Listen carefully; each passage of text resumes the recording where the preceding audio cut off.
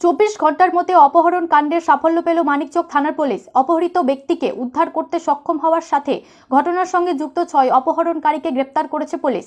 গোটা ঘটনায় পুলিশের সাফল্যে সাধুবাদ জানিয়েছে এলাকার মানুষ। বুধবার ধৃত 6 অপহরণকারীকে মালদা জেলা আদালতে পাঠিয়ে মানিকচক থানার পুলিশ। পুলিশ সূত্রে জানা গেছে, অপহৃত ব্যক্তির নাম মোহাম্মদ ফারুক, মানিকচক থানার চৌকি মির্দাতপুর অঞ্চলের শ্যামপুর এলাকার বাসিন্দা। তিনি পেশায় পোল্ট্রি মুরগির ফার্মের ব্যবসায়ী। গত 3 দিন আগে বাড়ি থেকে কিছুটা দূরে নিজের মুরগির ফার্ম ঘুমোচ্ছিলেন তিনি। ঠিক সেই সময়ে বেশ কিছু দুষ্কৃতী তাকে অপহরণ করে নিয়ে যায়। তারপরই পরিবারের লোকেদের কাছে 6 লক্ষ টাকার মুক্তিপণ চেয়ে ফোন আসে। গোটা ঘটনার লিখিত অভিযোগ মানিকচক থানার পুলিশের কাছে করেন পরিবারের সদস্যরা। তারপর থেকে ছড়ানো তদন্ত শুরু করে মানিকচক থানার ওসি কুণাল কান্তি দাস সহ পুলিশ কর্তারা। গোপন ডেরায় মুক্তিপণ দিতে গিয়ে অপহরণকারীদের ধরে ফেলে পুলিশের দল। মানিকচক থানার পুলিশের সাথে এই অভিযানে সামিল হয় মোথাবাড়ি থানা ও মিল্কি ফাঁড়ির পুলিশ। অপহৃত ব্যক্তির সাথে অপহরণ কাণ্ডে জড়িত 6 জনকে ধরে পুলিশ। পুলিশ জানিয়েছে, ধৃতরা হলো করিম শেখ, মইনুল হক, রফিকুল ওরফে সর্দার, হুমায়ুন শেখ, সাবিউল খান ও কাদের শেখ। ধৃতরা কালিয়াচক, মোথাবাড়ি ও ইংরেজবাজার থানা এলাকার বাসিন্দা। অভিযোগ পাওয়ার 24 ঘন্টার মধ্যে পুলিশের এই সাফল্যে খুশি পরিবার সহ স্থানীয়রা। বুধবার ধৃত 6 অপহরণকারীকে মালদা জেলা আদালতে পাঠিয়েছে মানিকচক থানার পুলিশ।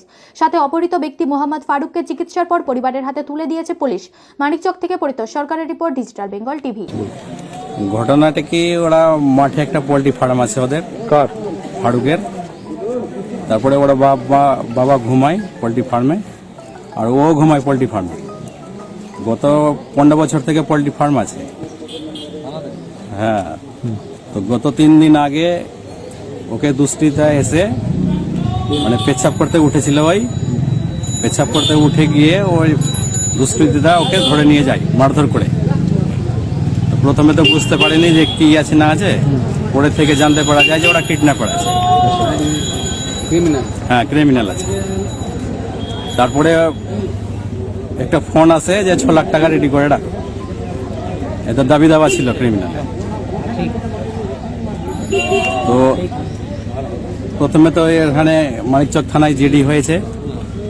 হ্যাঁ, জিডি হওয়ার পরে 2 দিন পরে তো কোনো গল্প হলো না এদের। তারপরে যেদিনকার টাকা পয়সা নিয়ে যায় দুষ্কৃতীদের কাছে, সেই সময় মোথাবাড়ির পুলিশ প্লাস মিল্কি ফাঁড়ির পুলিশ প্লাস ইংলিশ বাজার পুলিশ, 3 জায়গার পুলিশ মিলে আর প্লাস মানিকচক থানার পুলিশ ওদেরকে ফারুককে উদ্ধার করে। কি অবস্থায় উদ্ধার করেছে তাকে?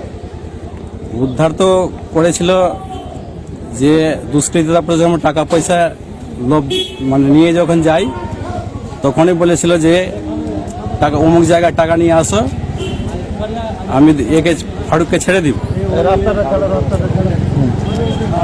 সেই তার প্রথম মতো সব টাকা পয়সা রেডি করে নিয়ে যায়। ওকে কি মারধর করা হয়েছে? হ্যাঁ, মারধর করা অবশ্যই হয়েছে। মুখে মেরেছে, কালো দাগ আছে এখানে, বডিতে মেরেছে।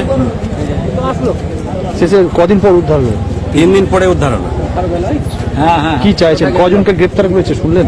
হ্যাঁ, 10 জনকে গ্রেপ্তার করে। কি চাইছেন তাদের? হ্যাঁ, আমরা শাস্তি চাই ওনার, যে এরকম ঘটনা আর না ঘটে। আপনার নামটা বলুন। মোহাম্মদ বেলালউদ্দিন।